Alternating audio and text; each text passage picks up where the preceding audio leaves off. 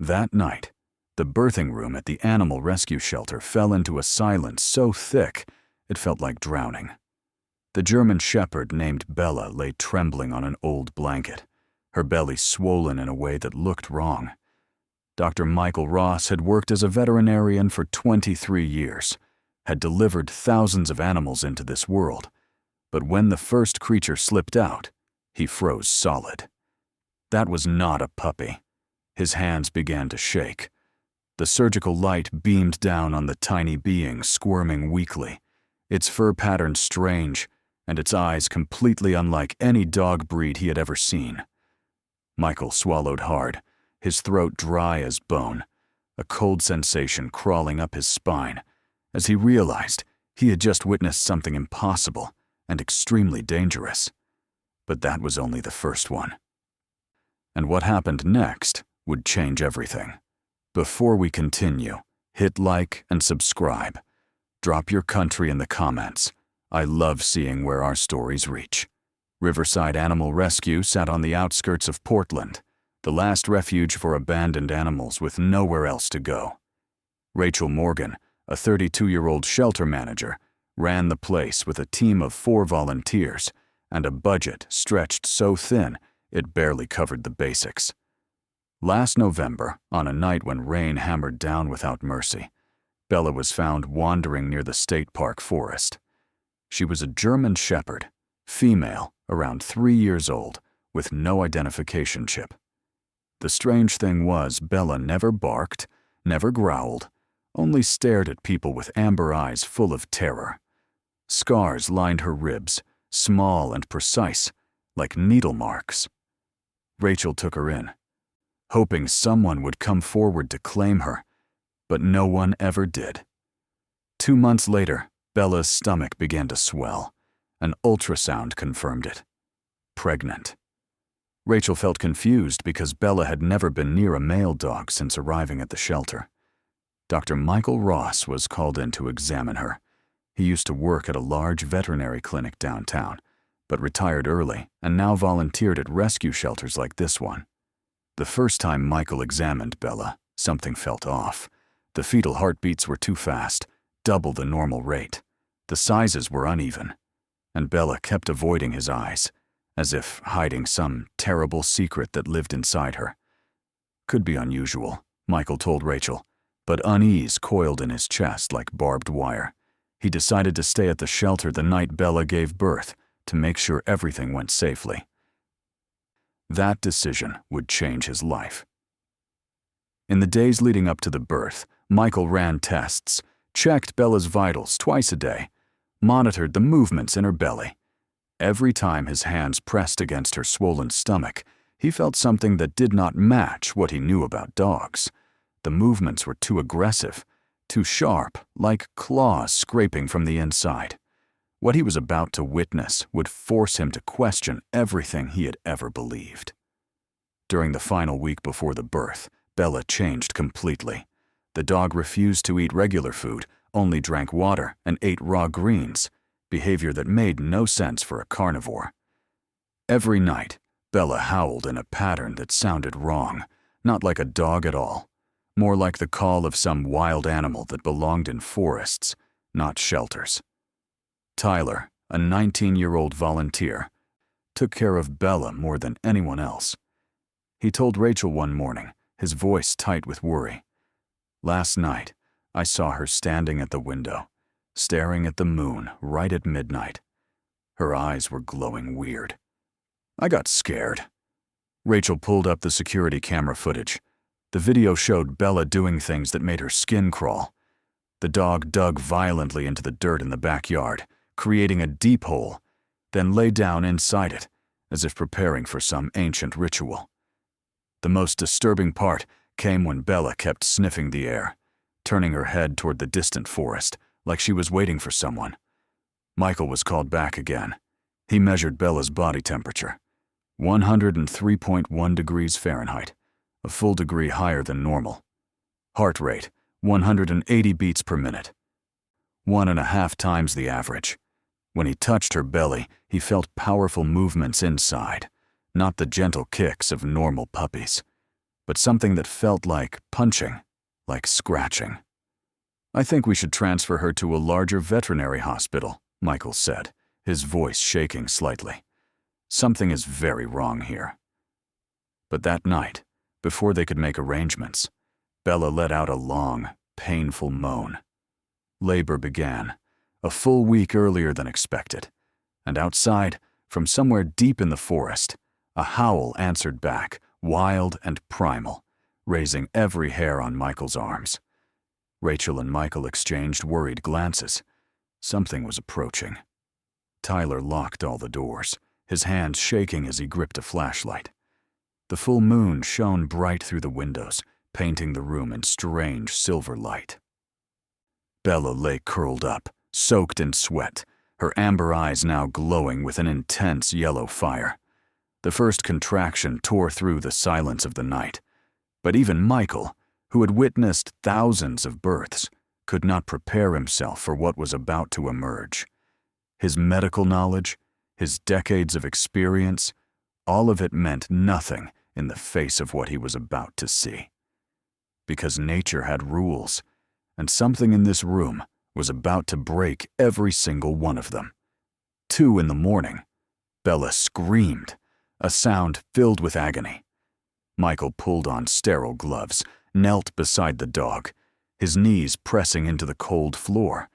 His fingers reached out, feeling the first creature moving through the birth canal. "Okay, Bella, push," he murmured, trying to keep his voice calm even though his heart pounded like a war drum. Bella strained hard, once, twice, then it slid out. The light shone down. Michael saw it clearly. A tiny being, still wrapped in the amniotic sac, twitching weakly. He quickly tore away the membrane, wiped off the slime coating its body, and then he stopped moving entirely. Not a puppy. The fur was not black like Bella's, not brown. It was silver gray, with strange black markings scattered across it. The ears did not flop down like a German shepherd's. They stood straight up, pointed and sharp. The claws were twice as long as normal, curved and deadly looking. The muzzle stretched slightly longer, with tiny teeth already visible, needle sharp. Rachel stood behind him, gasping. "What is that?" Michael could not answer. He carefully placed the creature next to Bella. The dog licked her newborn, but her eyes remained filled with fear. As if she knew she had just given birth to something that did not belong in this world. And in that moment of terrible silence, Michael realized something even more frightening. Bella still had 5 more inside her. 5 more of whatever this thing was. Over the next 40 minutes, Bella delivered 4 more. Each one looked identical. Silver gray fur, pointed ears, elongated claws, stretched muzzles. But what made Michael's blood run cold was not just their appearance. It was how they behaved. Normal puppies were born blind and deaf, only able to crawl around searching for their mother's milk. But these 5 creatures opened their eyes immediately. Bright yellow eyes, sharp, with an intelligence that seemed impossible. They did not crawl randomly. They moved in formation, all 5 clustering together like a pack with structure and purpose. "Michael," Rachel said softly, her voice breaking. "They look like..." "Wolves," Michael said, his throat tight and dry. "They look like wolf pups." But how could that be possible?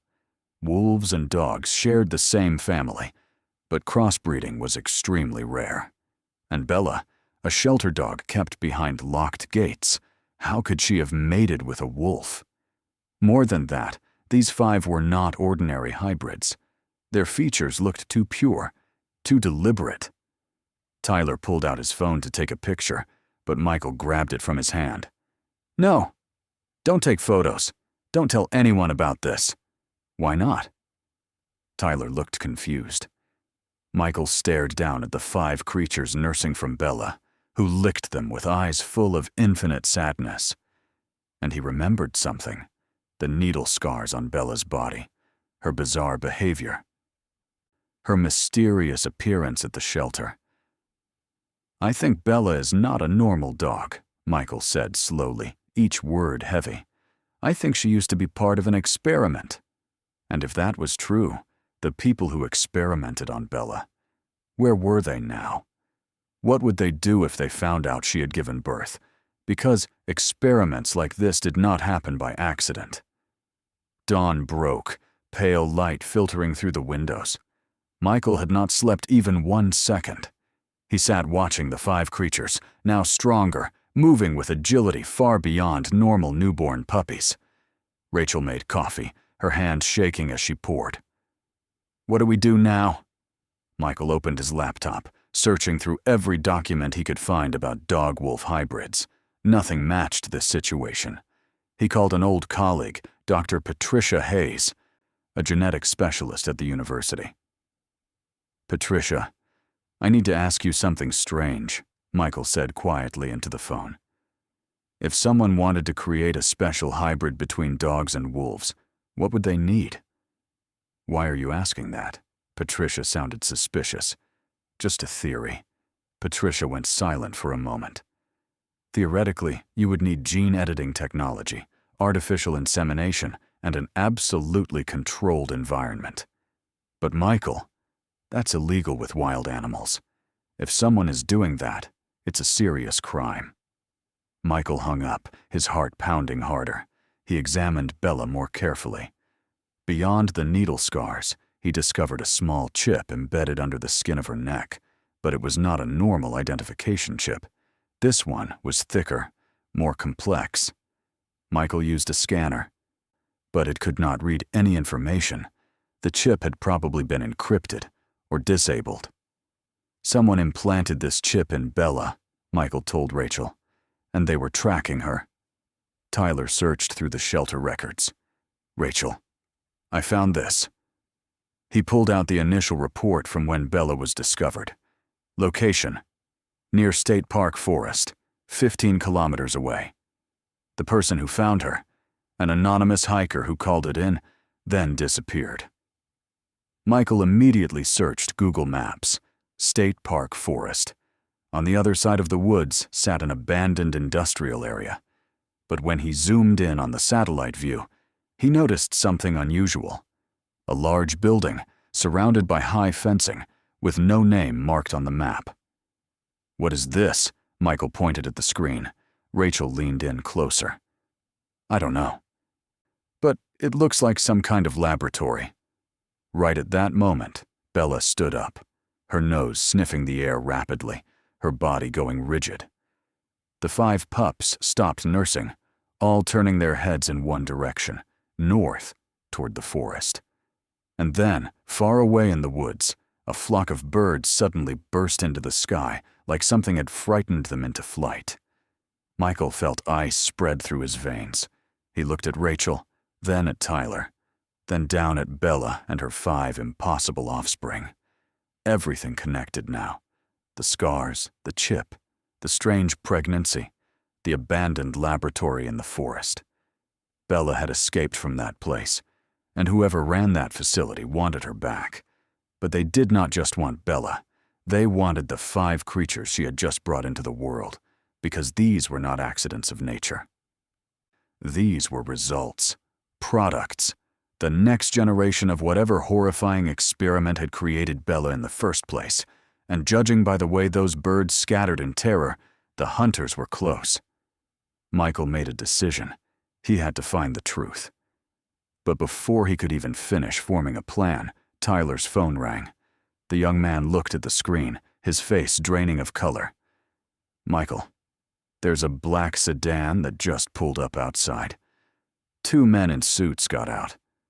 They're taking pictures of the shelter. I think they're watching us." Rachel and Michael locked eyes. The chip inside Bella, the needle scars. And now, strangers appearing right after she gave birth. The timing was not coincidence. "We're out of time," Michael said. "They already know. We need to find out who they are before they make a move." That was why Michael and Rachel immediately got in the car and drove to State Park Forest, not out of curiosity, out of survival. Tyler stayed behind to watch Bella and the pups, with strict instructions to lock every door and call the police if anyone tried to enter. The 20-minute drive passed in silence. Rachel gripped the steering wheel, knuckles white. Michael sat beside her, his mind racing through every strange detail. When they reached the forest, they parked the car out of sight and walked in on foot, following the coordinates from the map. The forest was thick, the air cold and heavy. After 30 minutes of hiking, they saw it. A fence 3 meters high, topped with barbed wire, warning signs reading, "No entry, private property." But the fence showed rust and neglect, clearly abandoned.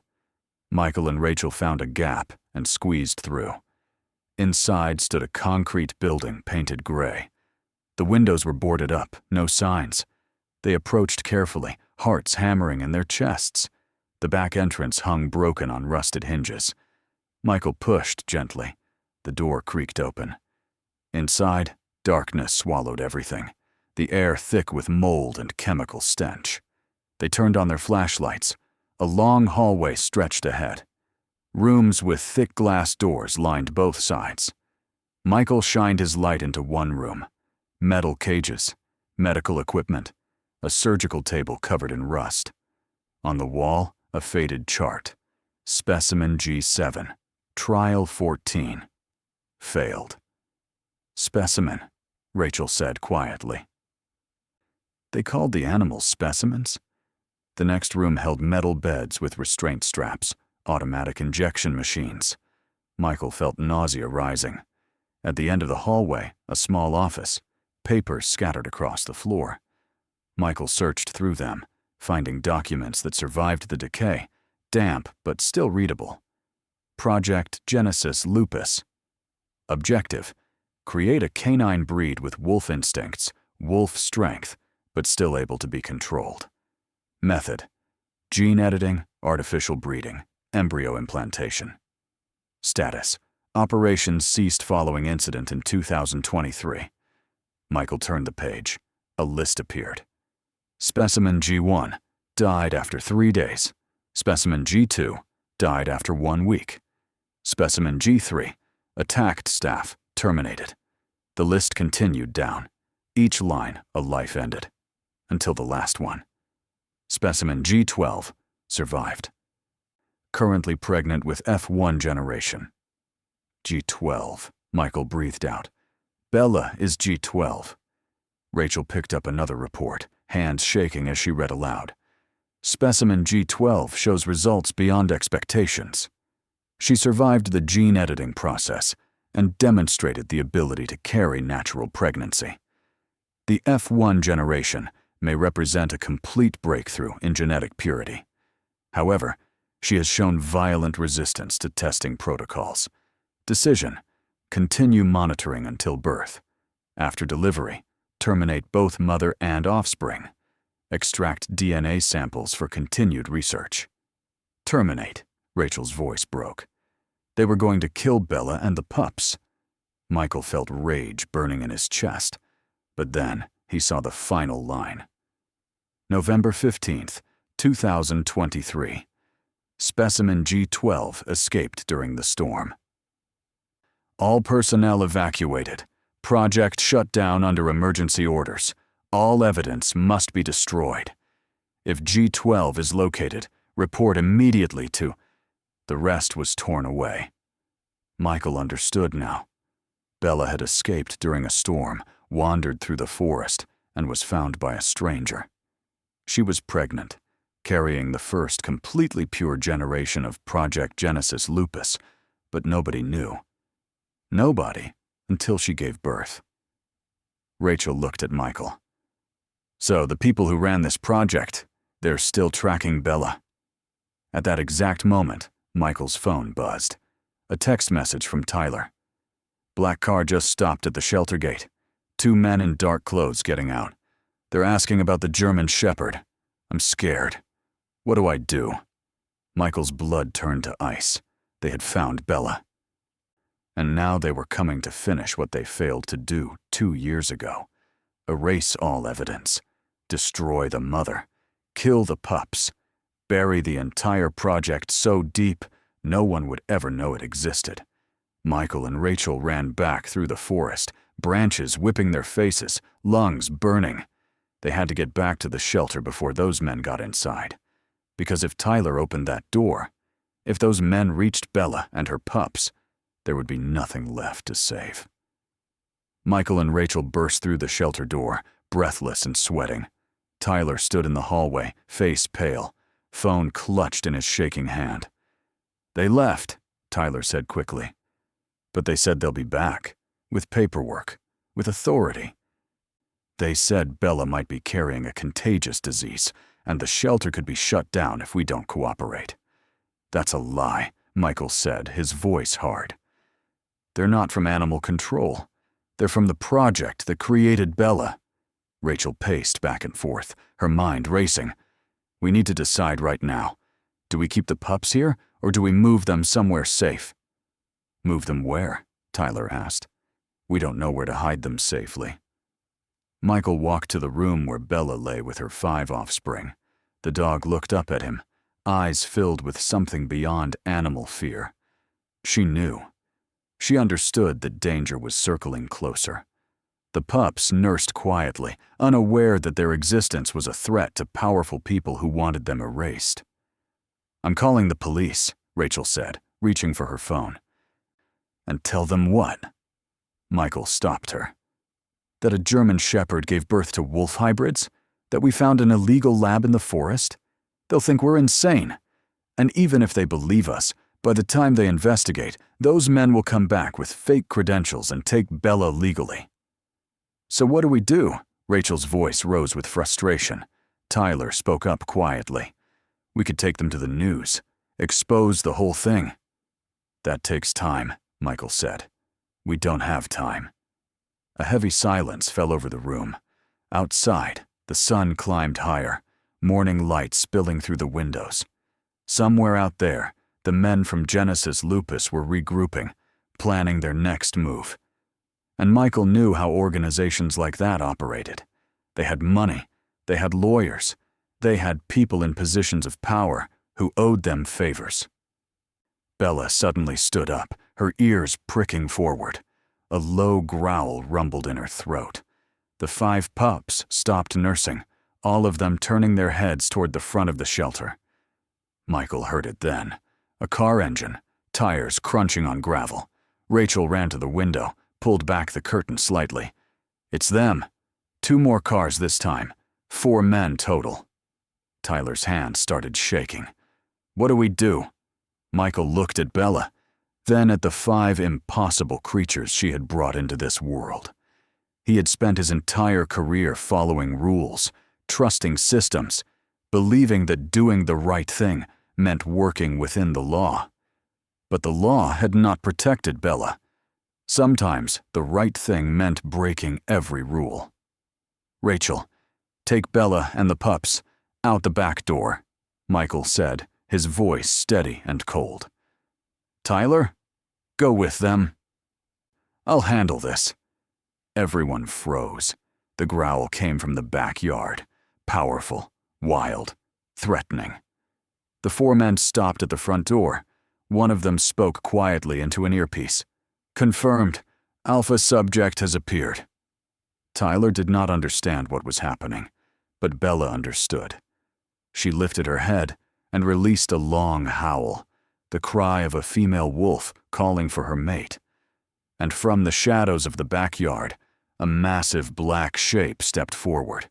A male wolf. Larger than any wolf Tyler had ever seen in films or books. Pure black fur, broad shoulders, eyes glowing bright yellow with intelligence and ferocity. This was not an ordinary wild animal. It moved with too much purpose, too much awareness. "Genesis Alpha," one of the 4 men said quietly. "The alpha male. We thought it was dead." "Clearly not," another replied, pulling out a tranquilizer gun. The wolf, Genesis Alpha, walked into the room, eyes locked on the 4 men. No fear, only pure rage. Tyler understood then. This was the father of the 5 pups. It had been tracking Bella for 2 years, protecting her from a distance, waiting for their offspring to be born. And now, when the threat arrived, it came to defend its family. One man raised his weapon. "Don't move." But Alpha did not retreat. It stepped forward, one deliberate step at a time, a low growl vibrating through the air.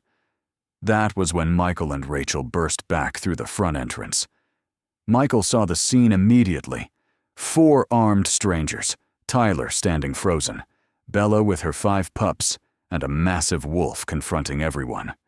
"Stop!" Michael shouted. "Don't shoot!" One of the men turned. "Who are you?" "I'm the veterinarian treating Bella, and I know who you are. You're from Project Genesis Lupus." The man went silent, then spoke in a cold, flat voice. "Then you understand why we have to do this. These creatures cannot be allowed to exist. That's an order from the government." "The government?" Rachel shouted. "You tortured animals! You ran illegal experiments!" "Legal or illegal doesn't matter," the man said. "What matters is the result. And this result is too dangerous." Alpha growled louder, as if understanding every word. The tension climbed to its breaking point. On one side, humans with weapons. On the other, wild instinct and maternal protection. And in the middle, 5 tiny beings who had no idea they were the center of a war much larger than themselves. Michael stepped between the men and the wolf, his arms spread wide. "You're not taking them. Not Bella. Not the pups. Not Alpha." "Step aside, doctor," the man said, "or we'll remove you by force. Then you'll have to go through me first." The lead man's finger moved toward the trigger of his tranquilizer gun, aimed directly at Alpha's chest. Then the man fired. The gunshot cracked through the air. Alpha dodged right, the dart whistling past and embedding into the wall. The massive wolf launched forward with terrifying speed, jaws open, aiming for the man's throat. But the man was ready. He rolled sideways, pulling out a taser. The electric prongs shot out, striking Alpha's flank. The wolf roared in pain, body convulsing. Bella howled and left her 5 pups behind, charging at the second man, who held a syringe filled with bright blue liquid. She bit down on his wrist, forcing him to drop it. The syringe shattered on the floor, the chemical spreading across the concrete. "Damn it!" The man kicked Bella hard. She flew backward, hitting the wall with a sickening thud, whimpering in pain. Michael lunged forward. "That's enough!" He grabbed one man by the collar, yanking him back. Rachel joined in, swinging a broom at another man's hand, knocking away his taser. Chaos erupted.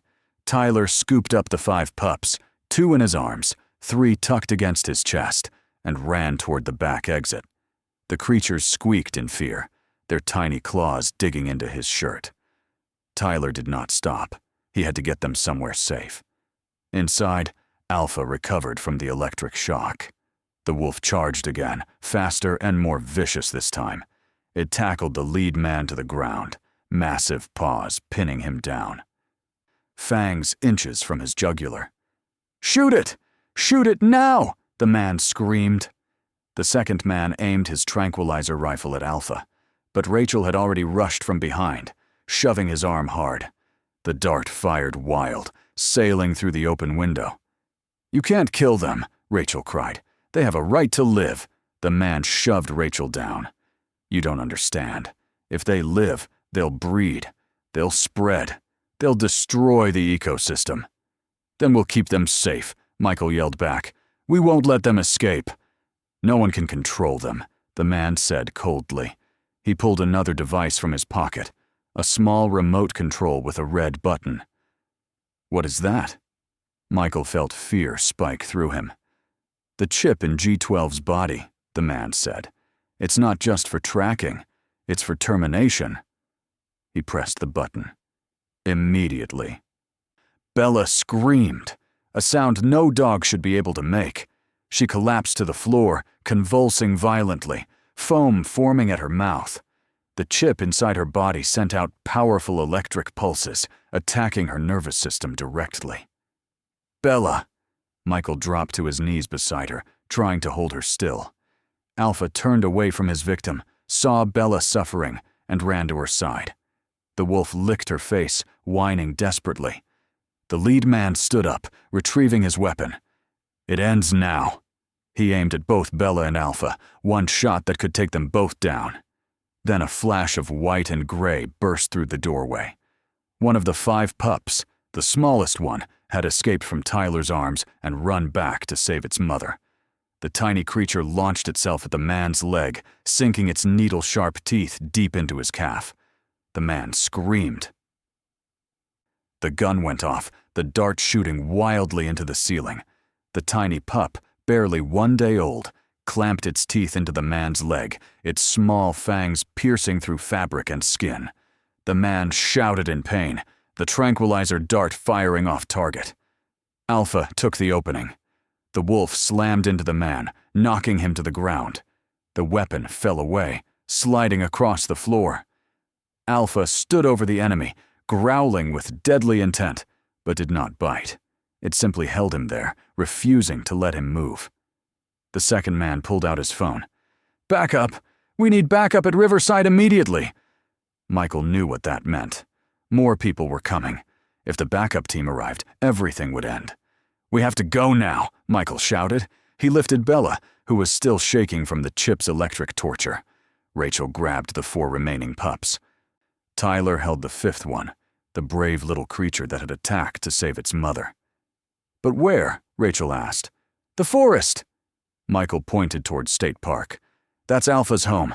We need to hide there." They ran outside, piling into the car. Alpha followed, never straying far from Bella and its offspring.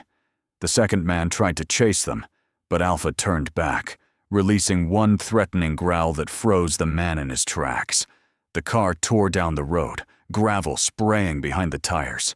In the back seat, Bella continued convulsing from the chip's effects. Michael tried to stay calm.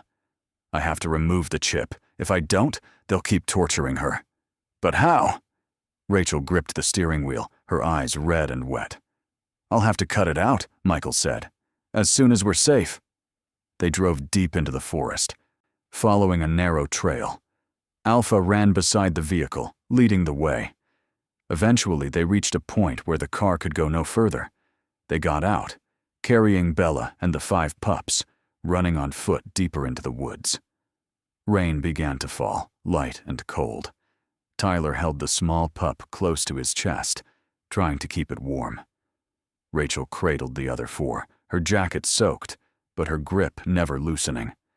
They ran until they could no longer hear engine sounds or human voices. Only rain, only falling leaves, only their own gasping breaths.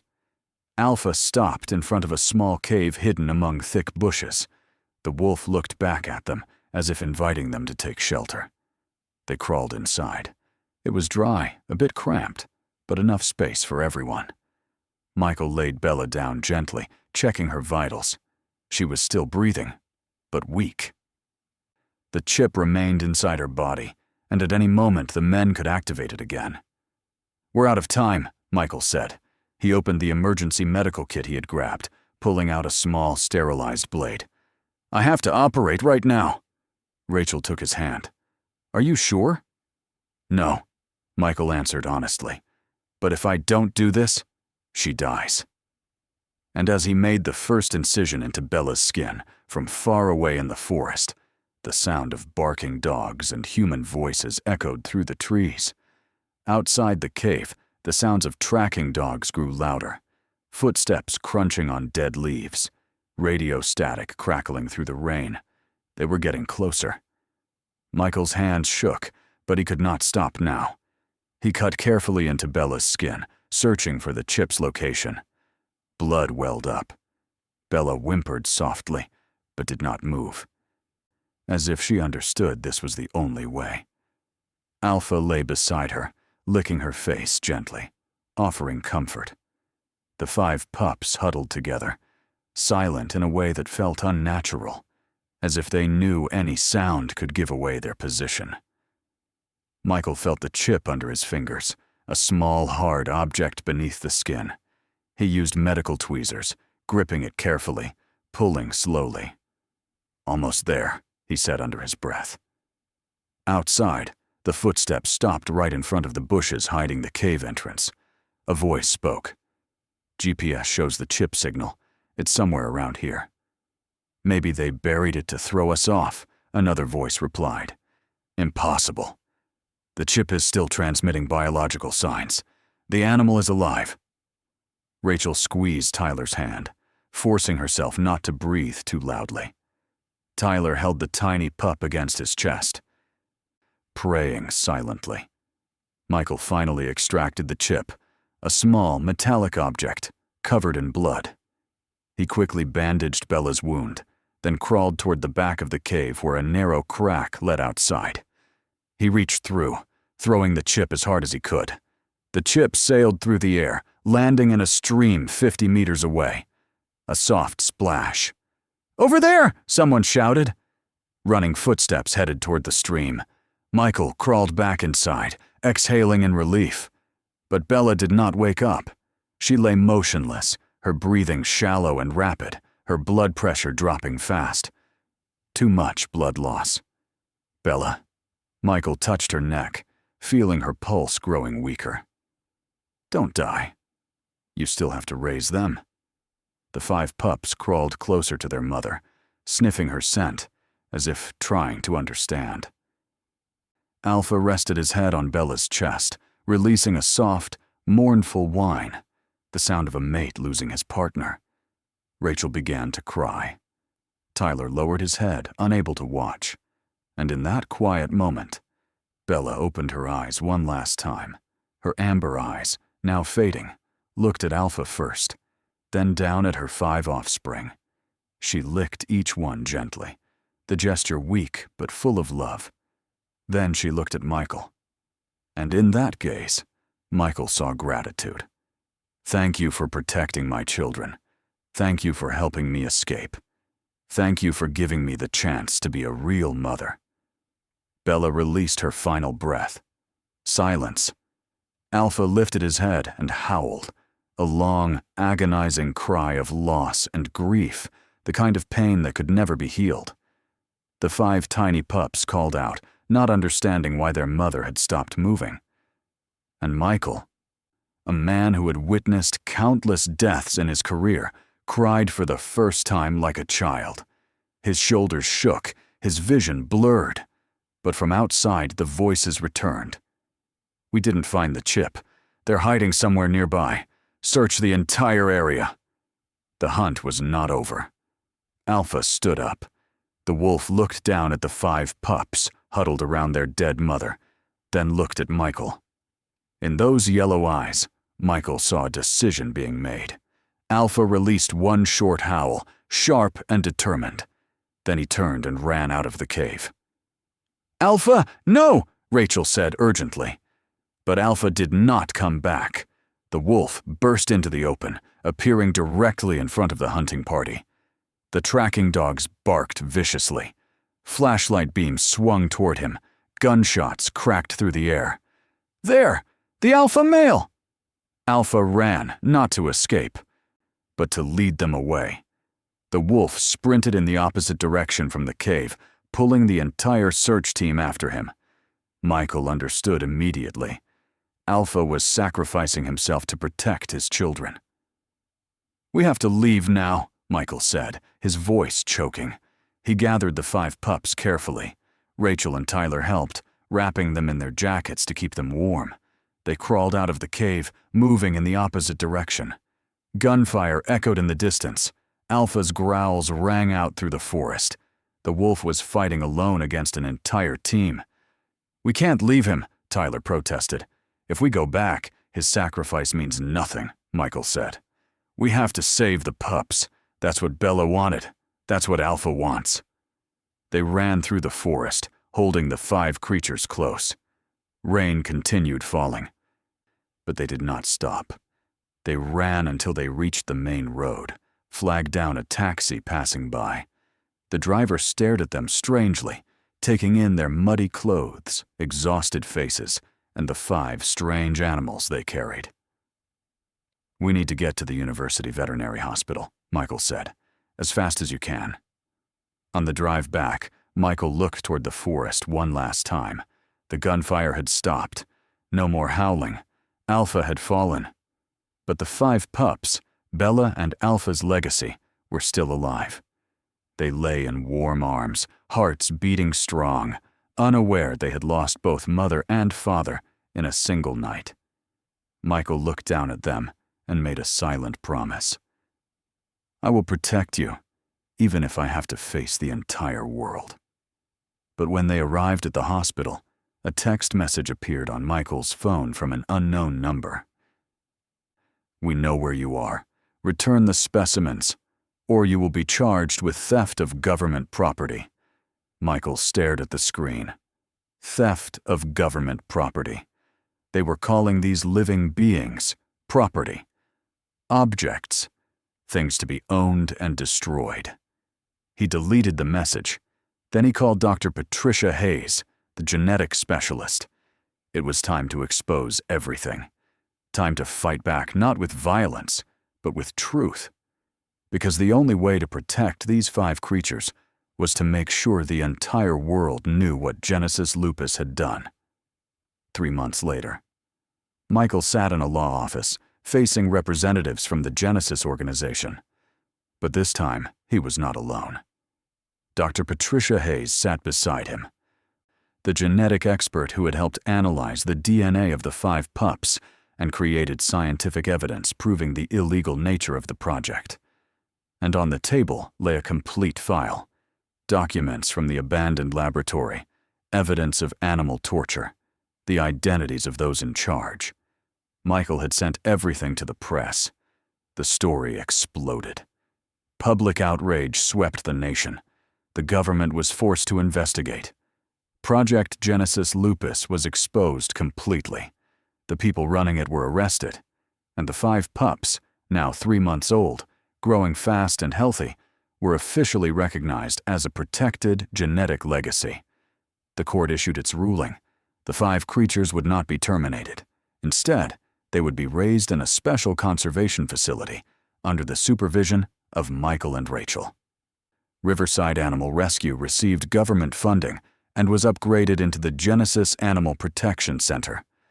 Michael became the scientific director. Rachel managed operations. Tyler, the brave young man, became the primary caretaker. The 5 pups were given names: Hope, Brave, Spirit; Bella, after their mother; Shadow, after their father. They grew into something neither fully dog nor fully wolf, but a species of their own, intelligent, loyal, wild yet understanding of humans.